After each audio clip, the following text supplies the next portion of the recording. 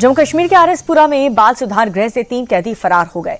फरार होने वाले कैदियों में 2 पाकिस्तानी भी शामिल हैं। कैदियों ने फरार होने के दौरान पुलिस वाले पर फायरिंग की, जिसमें पुलिसकर्मी गंभीर रूप से घायल हुए।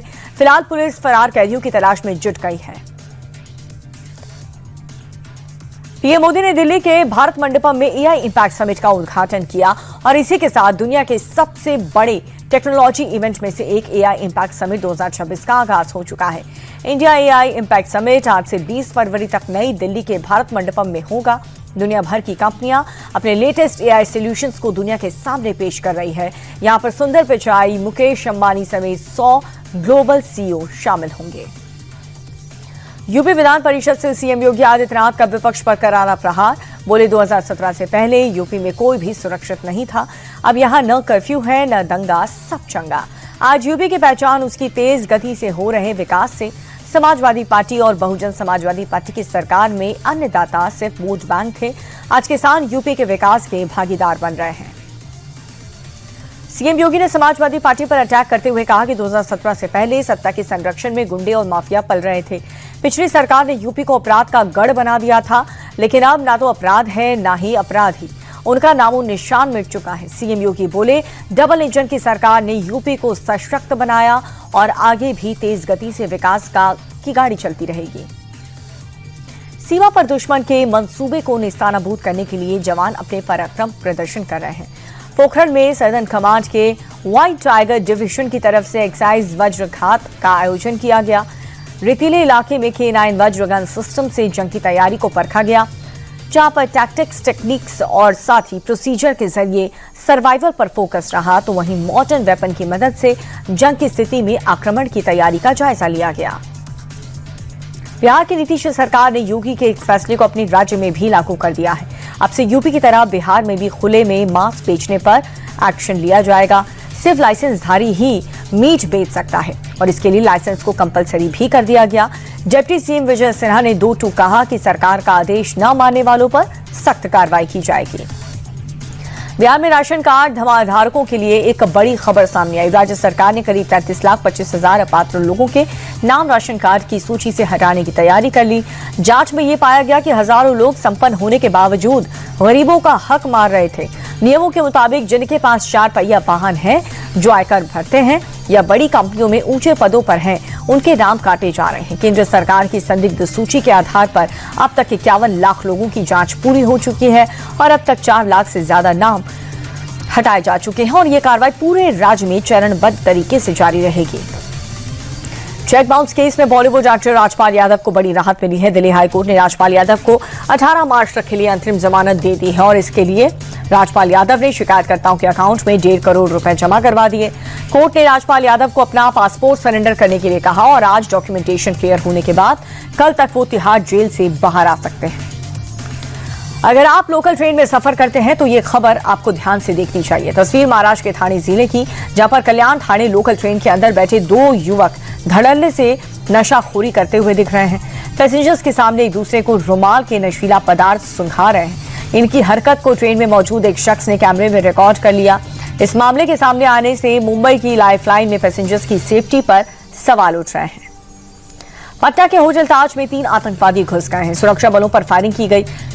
घबराइए मत, क्योंकि ये एक मॉक ड्रिल की तहत किया जा रहा है। 26/11 जैसे हमलों से निपटने के लिए होटल में मॉक ड्रिल की गई।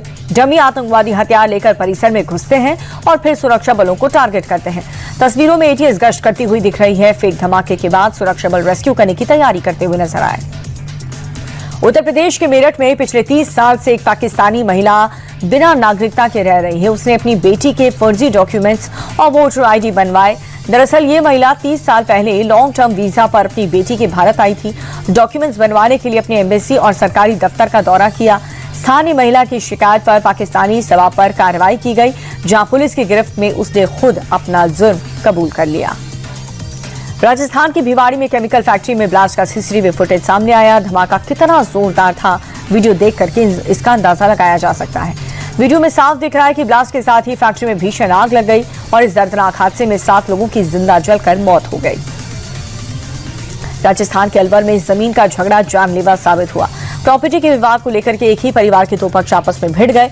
लड़ाई के बीच एक शख्स के बल गिर गया और गंभीर चोट लगने से उसकी मौके पर ही मौत हो गई।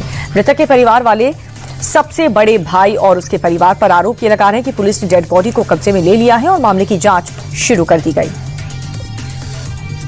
हमारे देश की महिलाएं रोटी बनाती भी हैं और कमाती भी हैं और अब बेटियां ड्रोन भी उड़ा रही हैं। गुजरात के कच्छ की भीमानी खेतों में ड्रोन उड़ाती हुई दिख रही हैं। नमो ड्रोन दीदी स्कीम से इन्हें ट्रेनिंग मिल रही है। ड्रोन खरीदने के लिए सब्सिडी दी गई और अब नीलाम्बेन भीमानी ड्रोन के जरिए खेतों में कीटनाशक और फर्टिलाइजर का छिड़काव कर रही हैं और इससे उनकी सालाना इनकम में भी काफी ज्यादा इजाफा हुआ। यूं तो उज्जैन के बाबा महाकाल के दरबार में हर दिन श्रद्धालुओं का तांता लगा रहता है, लेकिन महाशिवरात्रि के दिन साल में सिर्फ एक बार दोपहर के समय भस्म आरती भी की जाती है।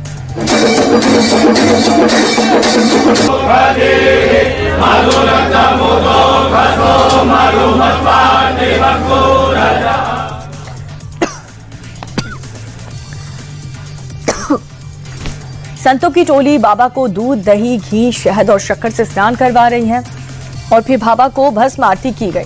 इसके बाद पुष्प मुकुट से सजा सेहरा भोलेनाथ को अर्पित किया गया।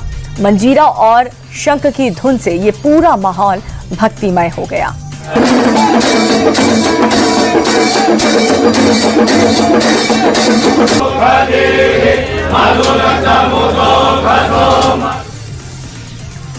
शेयर मार्केट हरे निशान पर बंद हुआ। सेंसेक्स करीब 650 अंक बढ़कर के 83,277 पर बंद हुआ। वहीं निफ्टी भी 211 अंक बढ़कर 25,682 पर बंद हुआ। एनर्जी, बैंकिंग और फार्मा शेयर से ज्यादा खरीदारी देखने को मिली है। सेंसेक्स के 30 में से 22 शेयरों में बढ़त रही और वहीं निफ्टी 50 के 37 शेयरों में तेजी दर्ज की गई है। सोने चांदी की कीमतों में गिरावट दर्ज की गई। सोने के दाम में 641 रुपए की गिरावट 24 कैरेट में, जिसके बाद 10 ग्राम सोने का दाम 1,55,304 रुपए के करीब हो गया। दूसरी ओर चांदी के दाम में भी गिरावट दर्ज की गई है, जिसके बाद 1 किलो चांदी का भाव 2,40,507 रुपए प्रति किलो तक पहुंच चुका है। देश की सबसे बड़ी एयरलाइन इंडिगो बड़े पैमाने पर पायलट को भर्ती करने की तैयारी कर रही है। जल्द ही कंपनी 1,000 पायलट्स भर्ती करेगी। दिसंबर में फ्लाइट्स रद्द करने और क्रू की कमी के चलते इंडिगो ने यह फैसला लिया। दिसंबर 2025 में 7 दिन के अंदर कंपनी ने 5,000 उड़ानें रद्द की थी और ये देखते हुए कंपनी अब बैकअप तैयार कर रही है।